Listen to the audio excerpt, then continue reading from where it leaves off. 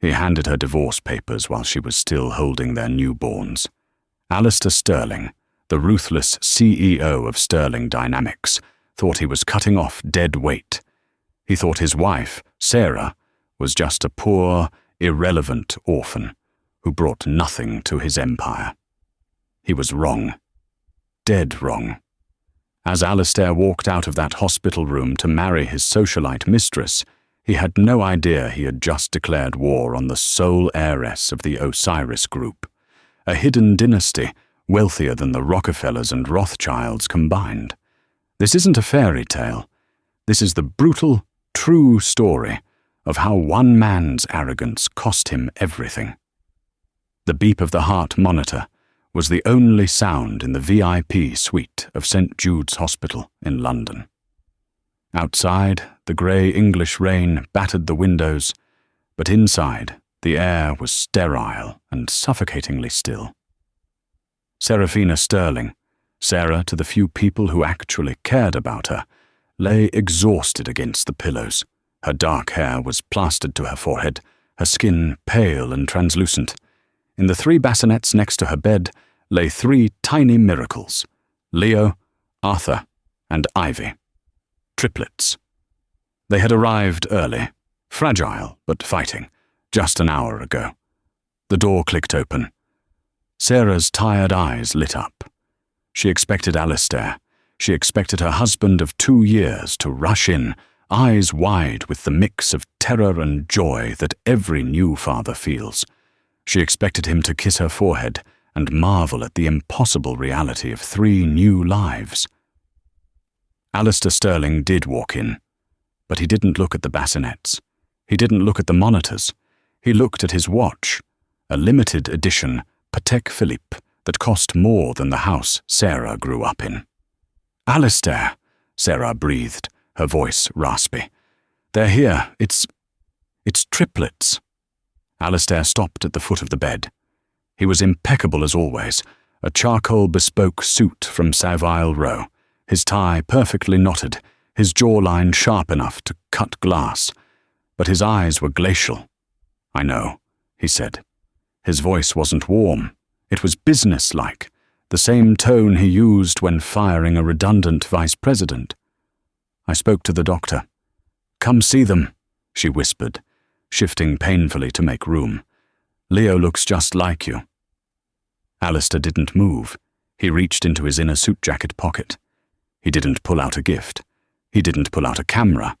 He pulled out a thick, cream-coloured envelope, embossed with the legal seal of Harrow and Finch, the city's most vicious divorce firm. He tossed it onto the bed. It landed heavily on Sarah's legs. "What is this?" Sarah asked, her confusion clouding the joy. "Divorce papers," Alistair stated calmly. "My lawyers have already drafted the settlement. It's generous, considering your background. You get the flat in Chelsea, a monthly stipend for the children, and a lump sum of £2 million. Sign it." The room spun. "Alistair, I just gave birth. We just had children. What are you talking about?" Alistair sighed, an impatient sound that signaled he was wasting time.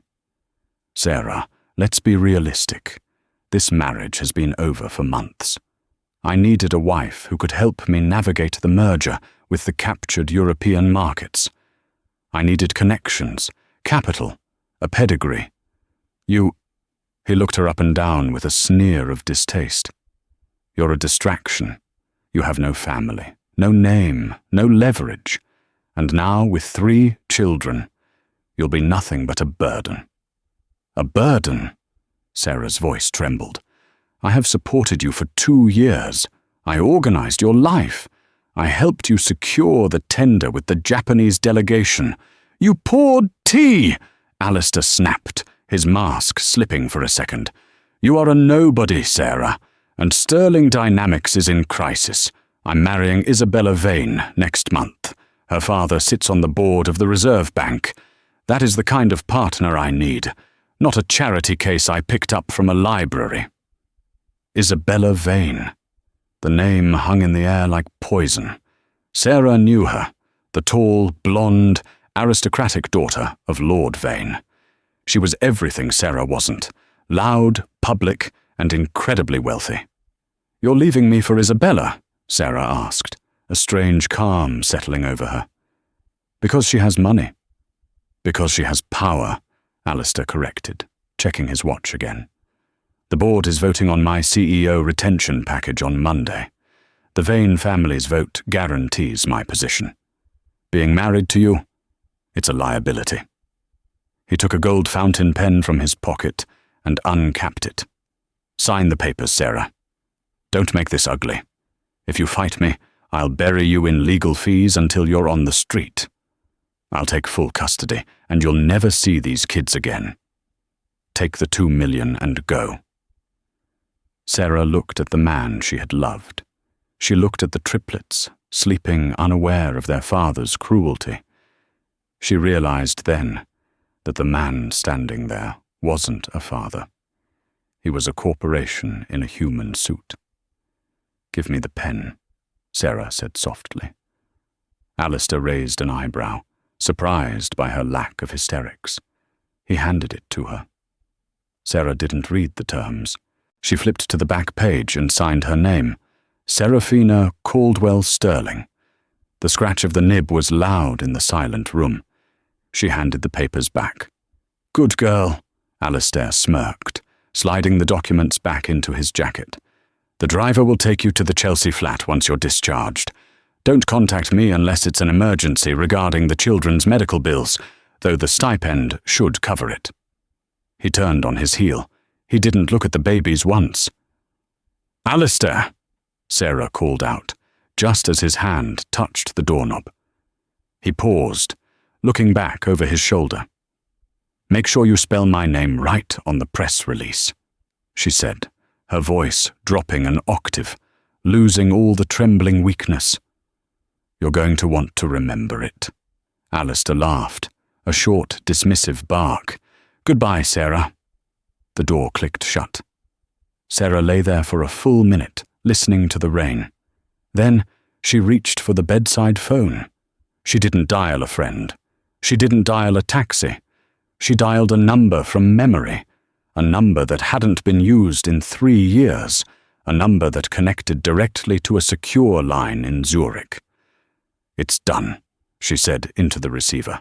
"Initiate Protocol 0 and tell grandfather I'm coming home." The moment Alistair left the room, the atmosphere around Sarah shifted. The weeping, vulnerable mother vanished. In her place sat the woman she had been born to be, a woman she had hidden to live a normal life for love. She wasn't just Sarah Sterling. She was Seraphina Osiris Caldwell, the sole granddaughter of Elias Caldwell, the patriarch of the Osiris Group. The Osiris Group wasn't just a company, it was an economy. They owned shipping lanes in the Pacific, lithium mines in Nevada, and substantial stakes in nearly every major tech conglomerate in Silicon Valley. They were the old money that made the new money look like pocket change. Elias Caldwell was a man who didn't appear on the Forbes list because he paid Forbes not to list him. Sarah had walked away from it all 3 years ago. She wanted to be loved for herself, not her billions. She had met Alistair in a library, pretending to be a scholarship student. She fell in love with his ambition. She thought they were building something together. She had been a fool. 10 minutes after her phone call, the door to her hospital room opened again. This time it wasn't a nurse. 2 men in black suits entered, wearing earpieces. They scanned the room professionally before stepping aside. A tall, elderly man with silver hair and impeccable posture walked in. He wore a 3-piece suit that whispered quiet, terrifying authority. It was Arthur Pennyworth, the Caldwell family's head of operations, and Sarah's childhood protector. "Miss Seraphina," Arthur said, bowing his head slightly. His voice was thick with emotion, but his face remained stoic. "It has been too long." "It has, Arthur," Sarah said, swinging her legs off the bed. The pain of the C-section was there, but adrenaline was a powerful anesthetic. "Did you bring what I asked for?" "Everything is arranged," Arthur said. He snapped his fingers. A team of 4 private nurses, the best from the Harley Street clinic, bustled in. They didn't ask questions. They immediately began preparing the triplets for transport in specialized mobile incubators. Arthur handed Sarah a tablet. "The news is already breaking." Sarah looked at the screen. It was a live feed from CNBC. The headline flashed in red. "Sterling Dynamics. CEO announces divorce and new alliance with Vane family." On the screen, Alistair was standing on the steps of his headquarters, Isabella Vane, clinging to his arm like a trophy. She was flashing a diamond ring the size of a quail egg. "It is with a heavy heart that I announce the end of my marriage," Alistair was saying to the press, looking somber. "We grew apart. But I am thrilled to announce my engagement to Isabella Vane. Together, we will lead Sterling Dynamics into a new era." Sarah watched, her face unreadable. "He moves fast. He is desperate," Arthur noted. "Sterling Dynamics stock has been plummeting for weeks. He's leveraged everything on this merger with the Vane family. He needs their capital to cover his debts." "Debts?" Sarah asked. "Massive ones," Arthur explained. "He borrowed against his own shares to buy that tech startup in Berlin, the one that failed last month. If the share price drops another 10% before the board meeting on Monday, he gets margin called. He loses everything."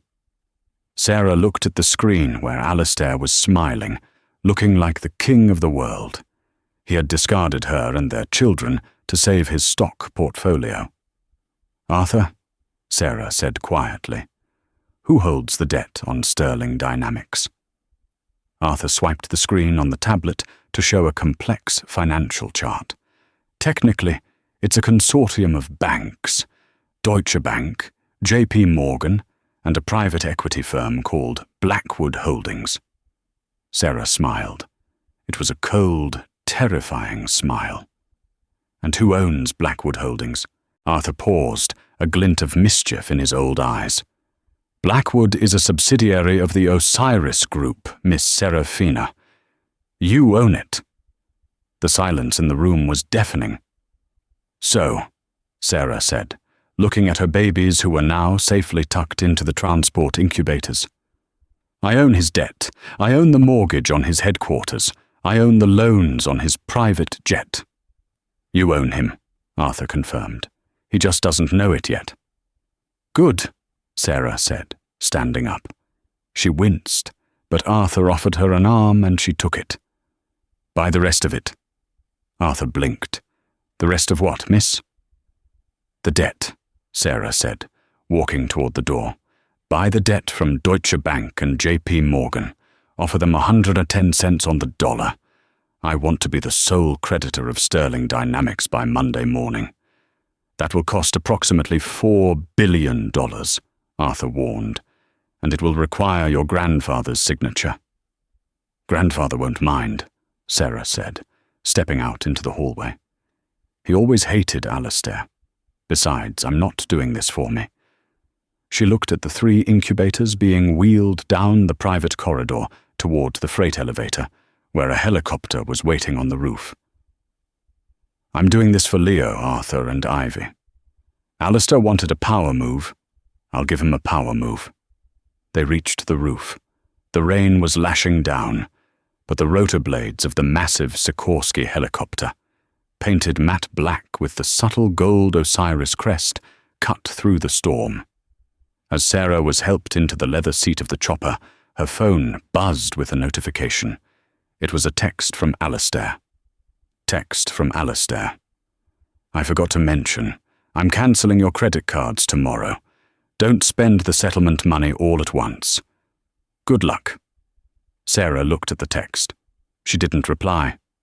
She simply turned off the phone and dropped it into the trash bin on the tarmac. "Arthur," she said over the headset as the helicopter lifted off, leaving the hospital and Alistair's small, petty world behind. Yes, ma'am. Get me a meeting with the board of directors of Sterling Dynamics, she commanded, watching the London skyline recede. And find out what Isabella Vane's father is hiding. If we are going to war, I want plenty of ammunition. And the venue for the meeting? Arthur asked. Monday morning, Sarah said, her eyes reflecting the city lights below. At his office. I think it's time the CEO met the new owner. The weekend passed in a blur of calculated silence, while the tabloids in London were having a field day with Alistair's Cinderella divorce, painting Sarah as the weepy, discarded ex-wife and Isabella as the glamorous saviour. Sarah was thousands of miles away, in a place that didn't exist on tourist maps. The Caldwell estate, Sanctum, was nestled high in the Swiss Alps, accessible only by private funicular or helicopter. It was a fortress of glass and stone, overlooking a valley of pristine white snow. The air was thin and cold, but inside the library, the heat was rising. Sarah sat at the head of a mahogany table, long enough to seat 30 people. She was no longer wearing the hospital gown. She was dressed in a tailored white suit that cost more than Alistair's car, the fabric crisp against her skin. Her dark hair was pulled back in a severe, elegant chignon. Despite having given birth only 48 hours ago, she was fueled by a cold, relentless fury that superseded physical exhaustion. To her right sat her grandfather, Elias Caldwell. At 85, he was frail, confined to a wheelchair, but his eyes were sharp as diamonds. He held baby Leo in his arms, looking down at his great-grandson with a tenderness that terrified his enemies. "You look like your mother," Elias murmured to the sleeping infant.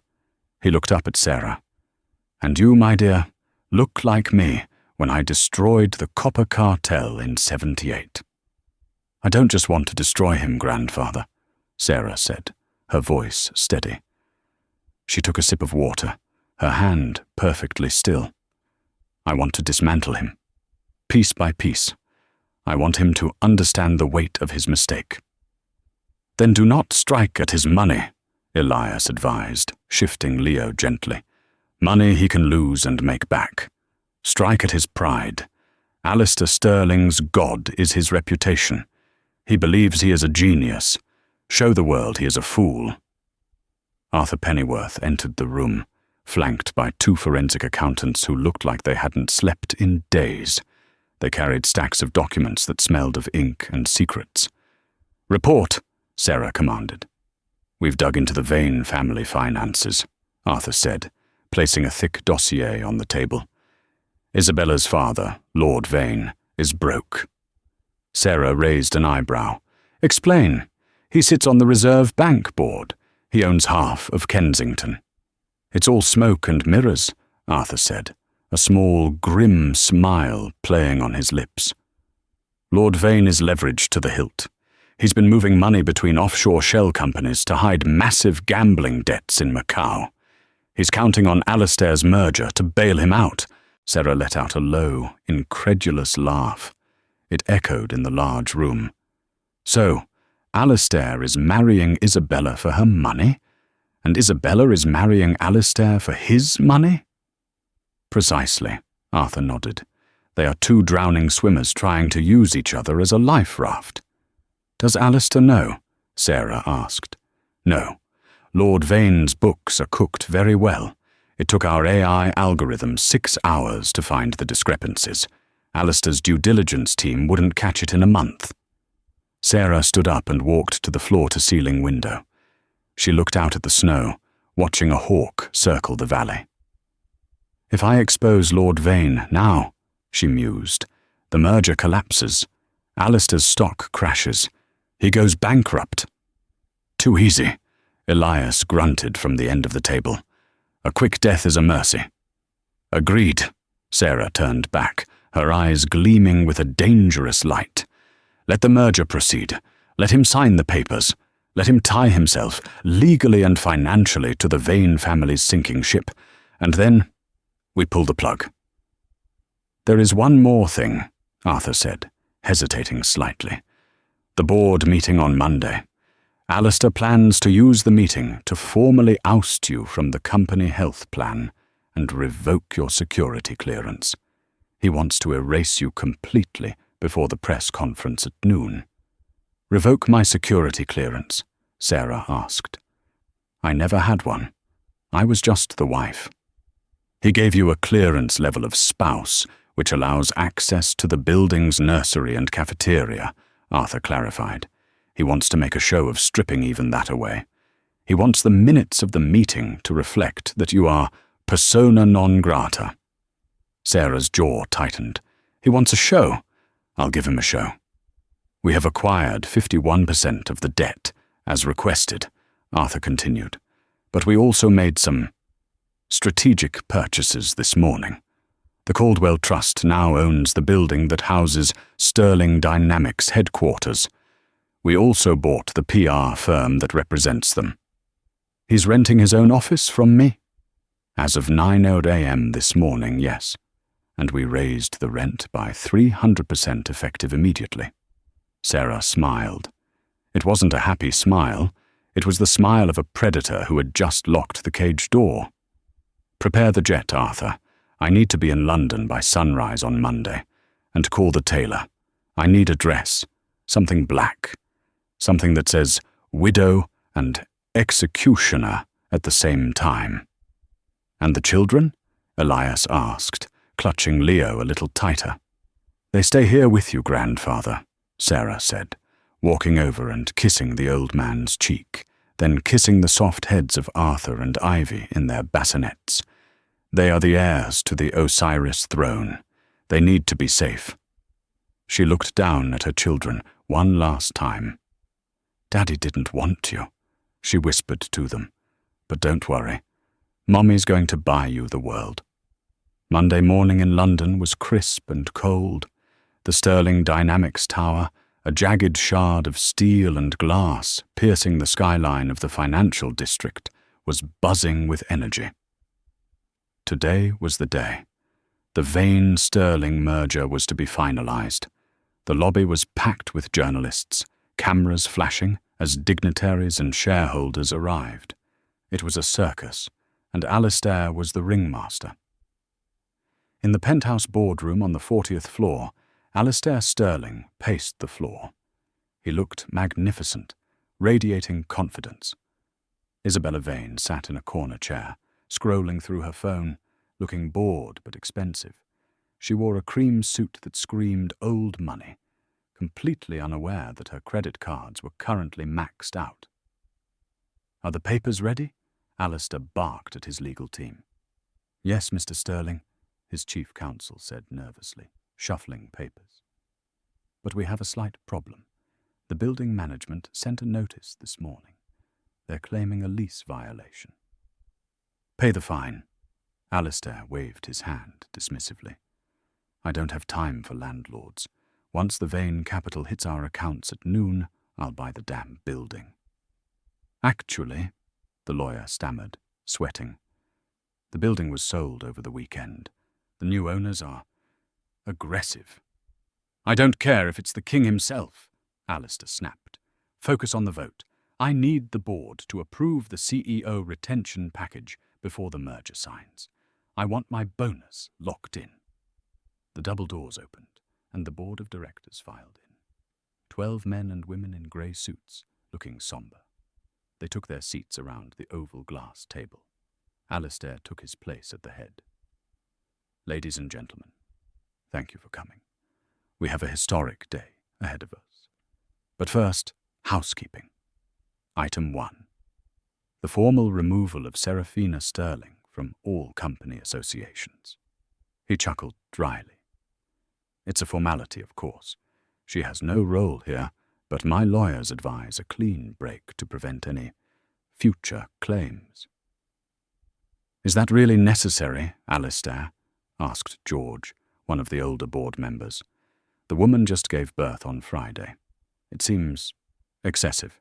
Business is efficient, George, Alistair said coldly. Sentiment is inefficiency. She is a loose end. I am cutting it. All in favour? Most of the hands went up. They were afraid of him.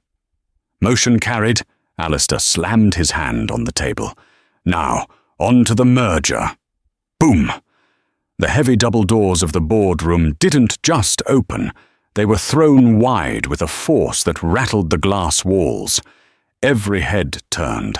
Standing in the doorway was not a security guard. It was Serafina. But it wasn't the Sarah they knew.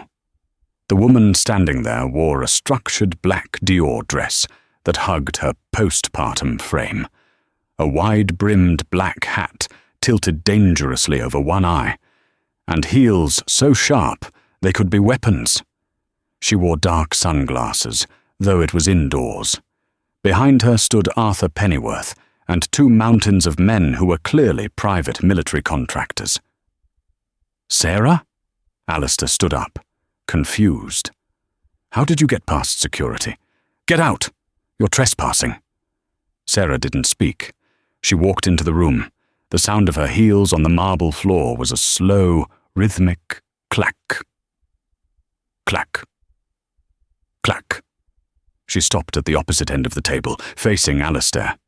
She slowly reached up and removed her sunglasses, revealing eyes that burned with cold fire. I'm not trespassing, Alistair, she said, her voice smooth and projecting perfectly across the room. I'm visiting my property. Your property? Isabella Vane laughed from her corner, standing up. Oh, honey, the divorce settlement was for the flat in Chelsea, not the office. Did the epidural rot your brain? Sarah didn't even look at Isabella. She kept her eyes locked on Alistair. Arthur, Sarah said quietly. Arthur stepped forward and tossed a heavy file onto the center of the glass table. It slid perfectly, stopping inches from Alistair's hand. What is this? Alistair demanded. The deed to this building, Sarah said, and the notification that your rent is past due, by about £4 million. Alistair froze. He opened the file. His eyes scanned the legal jargon. Osiris Real Estate Holdings. Osiris, Alistair whispered. He looked up, pale. You're sleeping with someone from Osiris. That's how you got this. You found yourself a sugar daddy that quickly? Sarah laughed. It was a genuine, amused sound that chilled the room. Oh, Alistair, you always did underestimate women. She walked slowly around the table, trailing her hand along the backs of the leather chairs. The board members shrank back as she passed. I didn't find a sugar daddy, she said, stopping behind George. I am the sugar daddy. She turned to the board. My name is Serafina Osiris Caldwell, granddaughter of Elias Caldwell, heiress to the Osiris Group. The silence that followed was absolute. It was as if the oxygen had been sucked out of the room. Isabella dropped her phone. It clattered loudly on the floor. Alistair looked like he had been punched in the gut. That's a lie. You're an orphan. I met you in a library. You wore thrift store clothes. I was hiding, Sarah said, her voice dropping to a whisper. From people who only wanted me for my money. People like you. She stepped closer to him. I loved you, Alistair. I was willing to give up my legacy to be your wife, to build a life with you. I thought you were a man of honor. She reached into her Prada bag and pulled out the divorce papers he had thrown at her in the hospital. But you proved me wrong. You threw me away like garbage because you thought I was poor. You abandoned your children, my children, because you thought they were a liability. She slammed the papers onto the table. Well, Alistair, I signed your papers. We are divorced, which means I am no longer conflicted. Conflicted? Alistair stammered, sweat beading on his forehead. Conflicted from doing this, Sarah signaled to Arthur. The large screen behind Alistair flickered to life. It showed a live stock ticker for Sterling Dynamics. The line was red. It was plummeting. What are you doing? Alistair screamed, looking at the screen. I'm calling in your debt, Sarah said calmly. All of it. The loans from Deutsche. The loans from J.P. Morgan. Osiris bought them all this morning. And since you are technically in default due to the liquidity covenant in your contract... She checked her watch, a diamond-encrusted Cartier that caught the light. I am initiating a hostile takeover of Sterling Dynamics, effective immediately. You can't do that, Alistair roared. The board won't allow it. The Vane merger. The Vane merger is dead, Sarah interrupted. She turned to Isabella. Tell him, Isabella. Tell him about your father's gambling debts. Tell him that the Osiris Group just bought the bank that holds your family's mortgage. If you sign that merger paper, I will foreclose on your father's estate before lunch. Isabella went white. She looked at Alistair, then at the door. I have to go, Isabella squeaked. She grabbed her purse and ran out of the room without looking back. Alistair stood alone. His fiancée was gone. His company was crumbling. His ex-wife, the woman he thought was a nobody, was holding the axe. Now, Sarah said, taking the seat at the head of the table, Alistair's seat. She looked up at him, standing there trembling. Sit down, Alistair, she commanded.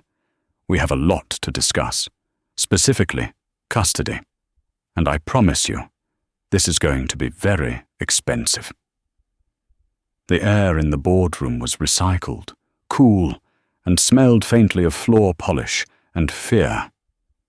Alistair Sterling stood at the foot of the table, his knuckles white as he gripped the back of a leather chair for support. He looked small. For the first time in his life, the room wasn't shrinking around his largeness. He was shrinking into its vastness. Sarah sat in his chair, the ergonomic executive model he had custom-ordered from Italy. She didn't look comfortable. She looked regal. She placed her hands flat on the glass surface, her manicured nails clicking once, a sound that echoed like a gavel. You mentioned custody, Alistair said, his voice cracking. He cleared his throat, trying to summon the ghost of his former arrogance. You can't be serious. I'm their father. Biologically, yes, Sarah replied, her voice devoid of warmth. She didn't shout. She didn't cry. She spoke with the clinical detachment of a surgeon cutting out a tumor. But legally? You are a man who abandoned 3 premature infants in a high-risk ward to go to a press conference.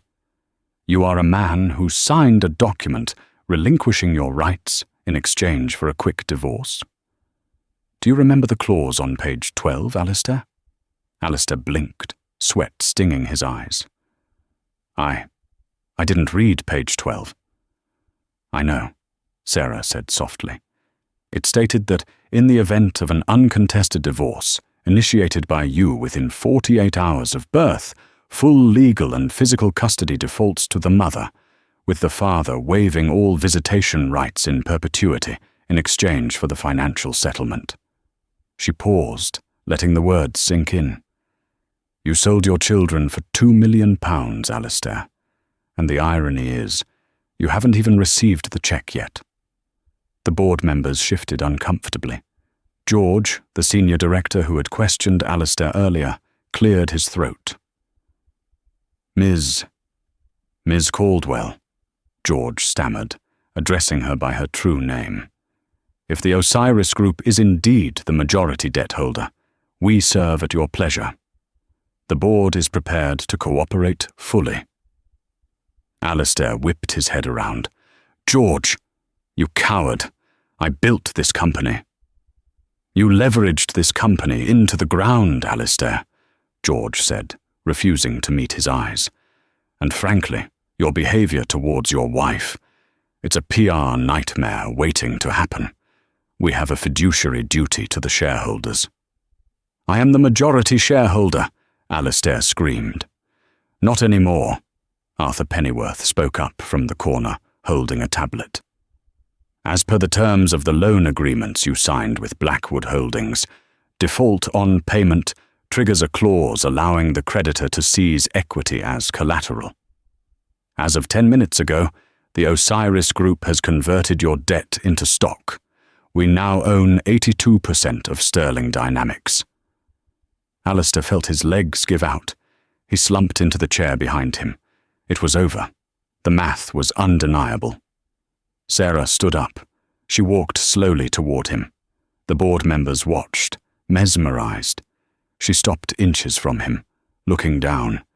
She could smell his expensive cologne, a scent that used to make her heart race. Now, it just smelled like desperation. "I'm not going to fire you, Alistair," she said.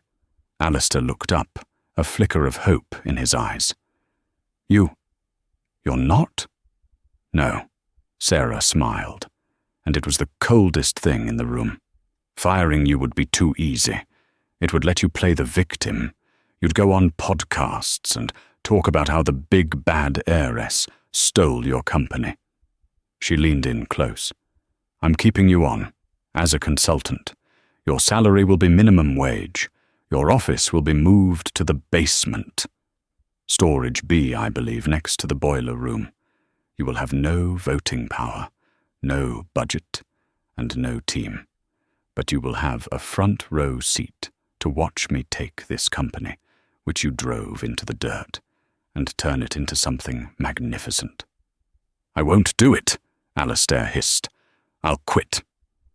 "If you quit," Sarah whispered, "I will trigger the personal guarantee clause in your loan. I will seize your penthouse, your car, your watch, and even the clothes on your back. You will be destitute, Alistair, homeless in a city that hates failure." She straightened up and brushed an invisible speck of dust from her shoulder. "Or you can stay. You can work for me. And maybe, if you prove you're a human being, one day, years from now, I might let you see a picture of the children you abandoned." Alistair stared at her.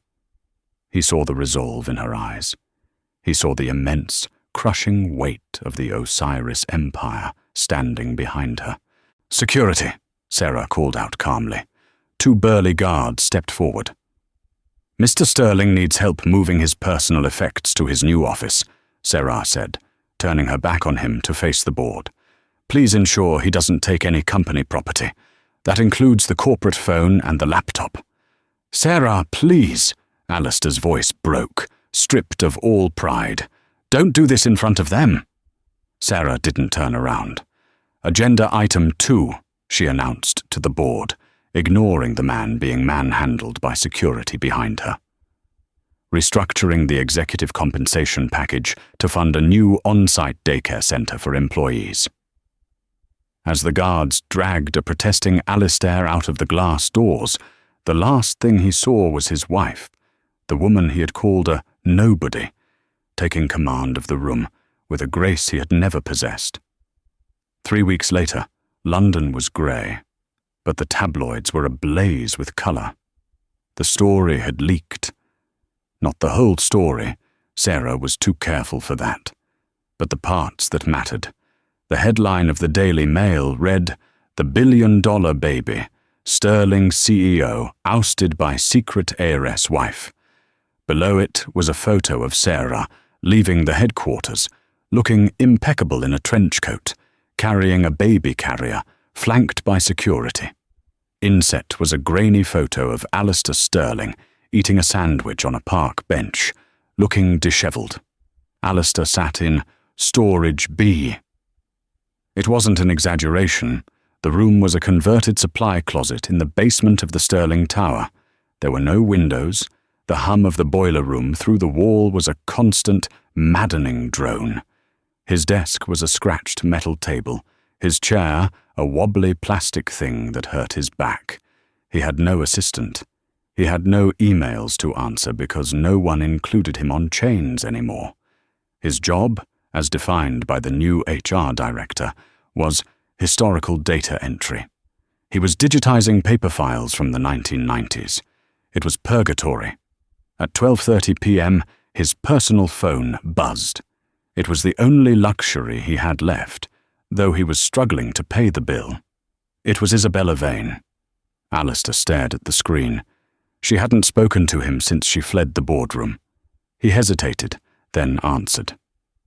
"Bella?" he asked, his voice hoarse. "Don't call me that." Isabella's voice was sharp, tinny. "I'm calling to tell you to stop mentioning my name." "What?" "I heard you tried to get into the Ivy last night and told the Metroday that you were meeting me. They called the police, Alistair. It's embarrassing." I just wanted to talk," Alistair said, rubbing his eyes. "We were engaged, Isabella. We were going to be partners." "We were a transaction," Isabella spat, "and the check bounced. My father is furious. Because of your ex-wife, the auditors are tearing apart our family trust. We might lose the estate in Kent. You are poison, Alistair. Don't call me again." The line went dead. Alistair lowered the phone. He felt a hollowness in his chest that wasn't just about money. It was the realization that every relationship he had built in the last 5 years was fake. They loved the CEO. They loved the power. They didn't love Alistair. Except one person. He closed his eyes and remembered a rainy Tuesday 3 years ago. He had come home from a failed pitch meeting, angry and drunk. Sarah had been there in their tiny apartment. She didn't ask about the deal. She made him soup. She listened to him rant for hours. She held him while he slept. She had loved the man, not the title. And he had destroyed her. A knock on the metal door interrupted his self-pity. "Enter," he grunted. The door opened. It was Arthur Pennyworth. The old man looked out of place in the basement, his suit immaculate. "Mr. Sterling," Arthur said stiffly, "Ms. Caldwell requires your presence upstairs." "Is she firing me?" Alistair asked, not moving. "Ms. Caldwell does not discuss her intentions with me. She merely commands," Arthur replied. "Come." Alistair stood up, straightened his cheap, wrinkled shirt, and followed Arthur to the elevator. They rode up in silence. Not to the boardroom this time, but to the 42nd floor, the private residence level that Alistair had built for himself but never used. The elevator doors opened into a sprawling, sun-drenched living space. The floor was covered in soft play mats. Toys were scattered everywhere. The air smelled of baby powder and lavender.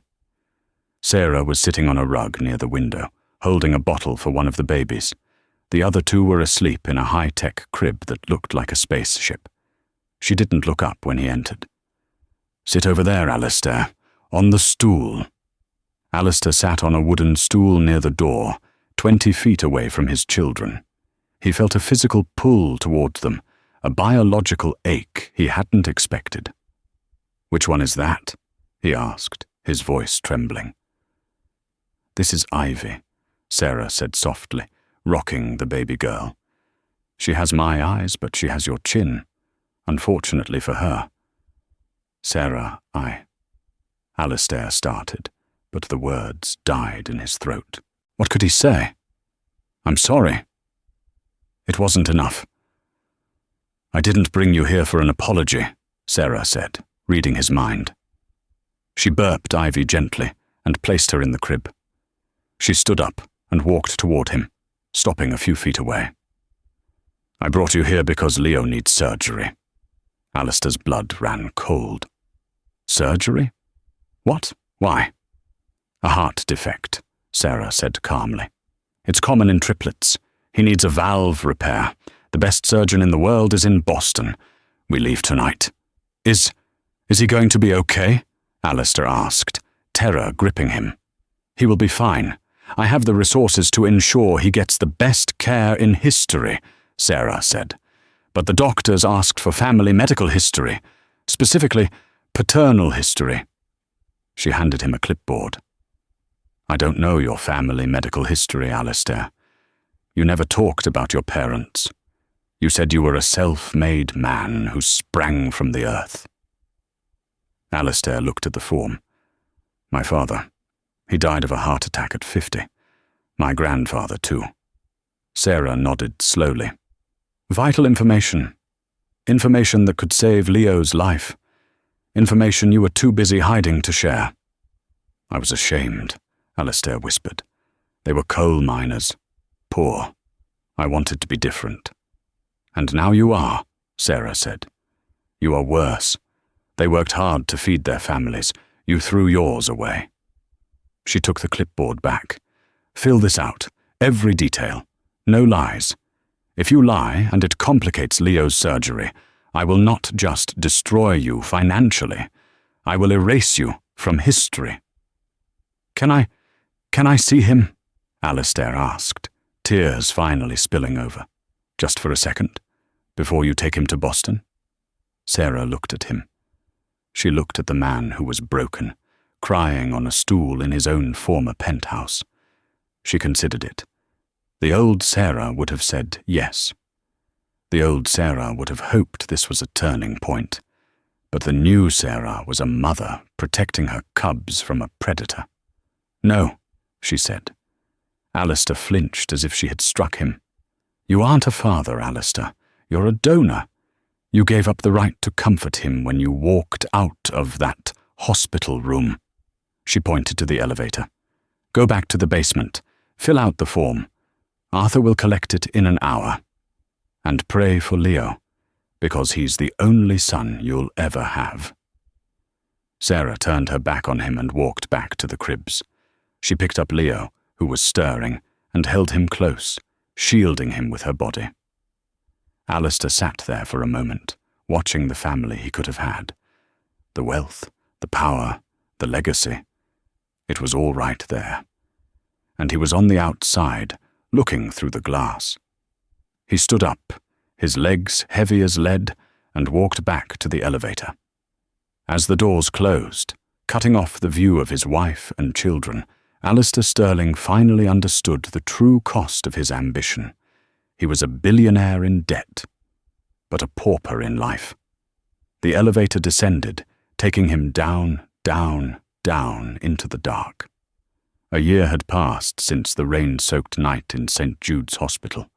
London was once again draped in the chill of winter, but inside the headquarters of what was formerly Sterling Dynamics, the atmosphere had completely transformed. The bold chrome letters above the entrance had been removed. The tower was now simply known as the Trinity Building, named after the 3 children who were now the silent heirs to the city's most robust financial empire. In the penthouse, Seraphina Caldwell stood before a full-length mirror. She was adjusting a diamond brooch on her lapel, a piece that had once belonged to the Queen of Jordan. She looked stronger now. The softness of new motherhood had hardened into the diamond-like resilience of a matriarch. Leo, Arthur, and Ivy were crawling around the plush carpet of the executive suite, babbling in the secret language of twins and triplets. Leo, having survived his surgery in Boston with flying colors, was the loudest of them all, banging a wooden block against the leg of a chair.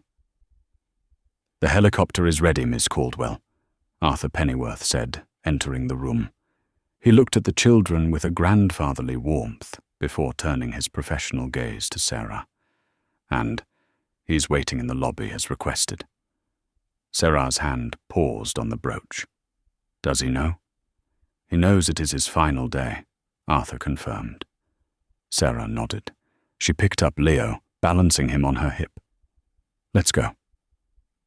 Down in the lobby, the scene was a study in cruelty and justice. The space was bustling with young, energetic employees, bright minds that Sarah had hired to replace the old guard of sycophants.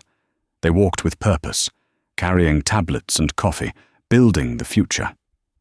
Standing near the revolving doors, clutching a cardboard box containing a stapler, a chipped mug, and a framed photo of a boat he used to own, was Alistair Sterling.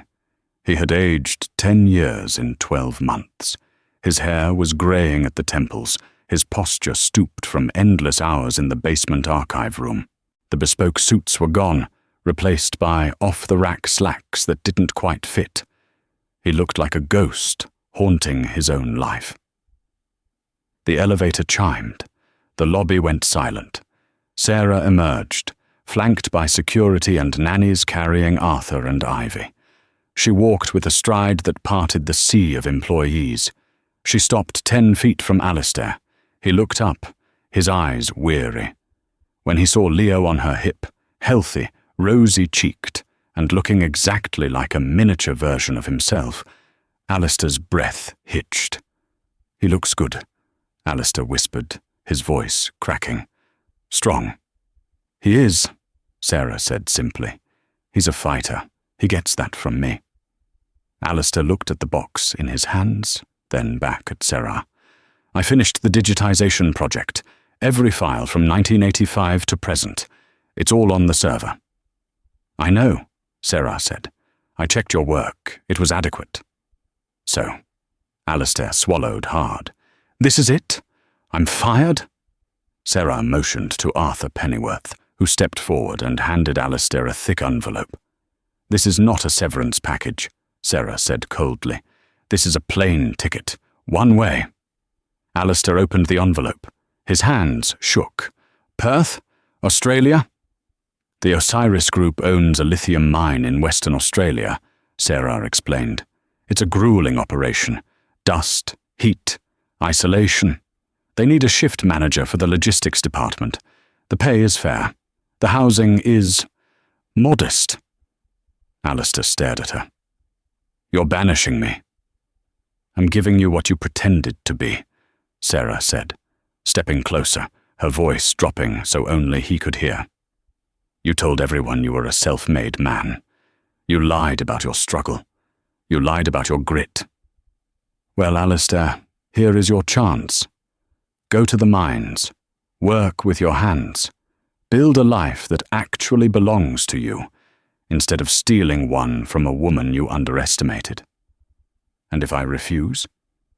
"Then you stay in London," Sarah shrugged. "But you will never work in finance again. I have blacklisted you from every firm from Canary Wharf to Wall Street." "And Isabella Vane?" Alistair flinched at the name. "She's currently working as a hostess at a nightclub in Soho to pay off her father's legal fees. Do you think she'll take you in?" Alistair looked down at the floor. He realized the walls of his prison weren't made of stone. They were made of his own choices. He looked at Leo one last time. The baby stared back with wide, curious eyes, offering no recognition, no connection. To Leo, Alistair was just a stranger with a box. "Goodbye, Sarah," Alistair whispered. "Goodbye, Mr. Sterling," she corrected. Alistair turned. He pushed through the revolving doors and stepped out into the cold London rain. He didn't have an umbrella. He walked toward the curb, hailed a black cab, and vanished into the grey city, a footnote in the history of the empire he once thought he ruled. Sarah watched him go. She didn't feel joy. She didn't feel sadness. She felt balance. "Miss Caldwell?" Arthur Pennyworth asked gently. "The board is waiting."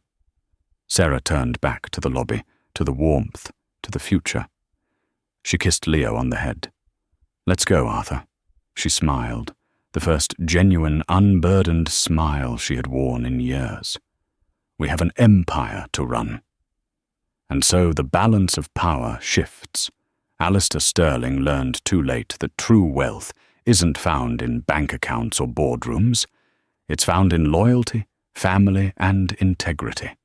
He traded his diamonds for stones, believing the glitter of a socialite was worth more than the heart of the woman who built him.